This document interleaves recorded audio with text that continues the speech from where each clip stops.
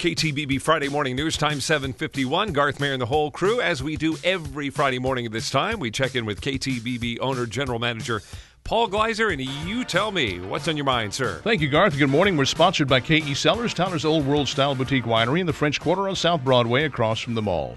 This edition of You Tell Me is an update of a post from April 2008. It's being repeated in recognition of the beginning of the 2010-2011 school year. Let me share with you a quote.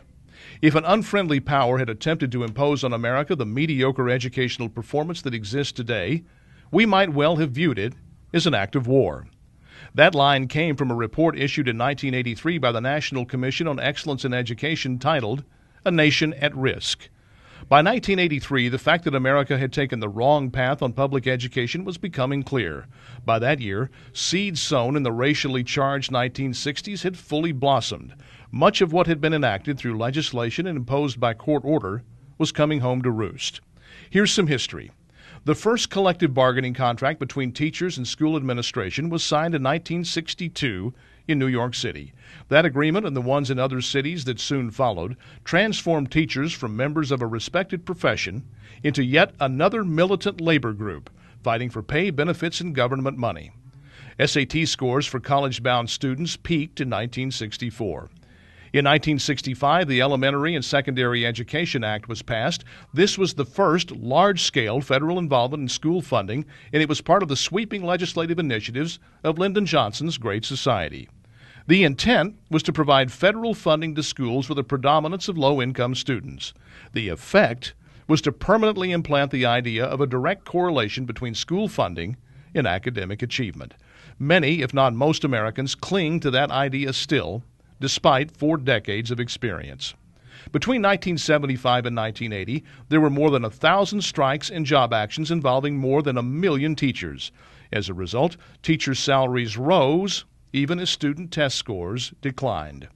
But most damaging by far was the 1966 report titled Equality of Educational Opportunity, produced by a group of scholars headed by James Coleman, and which came to be called simply the Coleman Report. The Coleman Report advanced the idea that minority students, meaning mostly black students, could not prosper academically without being integrated into racially mixed classrooms. This was the catalyst for school desegregation court orders. Most of us called it forced busing. Busing did enormous damage. It removed children from their neighborhoods and made it nearly impossible for parents to be involved in school activities. It led school districts to reshuffle the attendance deck every year to obtain a court-ordered racial balance on campuses, often making it impossible for high school classes to remain together through graduation. Parents saw control of their neighborhood schools slipping from the grasp of teachers and principals. Those that had the means moved to suburbs or placed their children in private and parochial schools. This led to the farce of thousands of children being bused across town to schools that had become de facto segregated schools. So much for the benefits of a racially mixed classroom.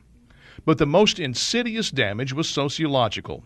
Prior to the 1960s, schools were central to neighborhoods. Neighborhoods fostered community. Community supported families in the application of social norms, including those attendant to marriage and childbearing.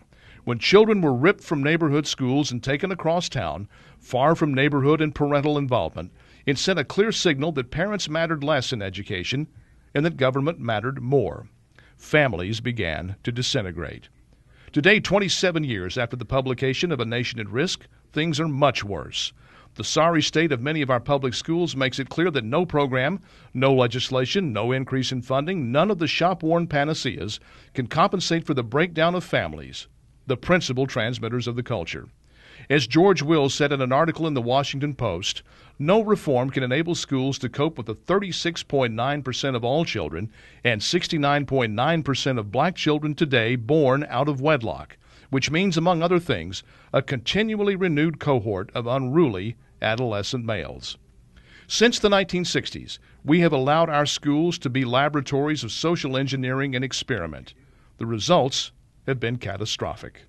Today, we're beyond being a nation at risk. We're a nation in deep trouble. That's my word. What's yours? Go to ktbb.com/youtellme, and you tell me. If you're a winemaker, You don't just pick the grapes. You go through the vines carefully and you find the best clusters first. Those you pick and you set aside for a limited edition wine. This is the wine you make to impress other winemakers. Such was the case when they harvested for the 2007 Barrel Number 33 wine that you can try at KE Cellars. The 2007 Barrel 33 is a bold Texas red that draws a line in the sand in the world of winemaking. It's sophisticated yet comfortable. The beauty of the carefully selected fruit is not overshadowed by the oak in which it was aged. Barrel 33 is KE Cellars' most exclusive and limited wine, and it costs more. Fewer than 220 cases of this exquisite wine exist, and there will be no new vintages of Barrel 33 until this one sells out. If you like reds the way I like reds, you owe it to yourself to have a bottle or two on hand to enjoy yourself or to share on special occasions. KE Cellars, Tyler's Old World Style Boutique Winery in the French Quarter on South Broadway across from the mall, and online at kesellars.com.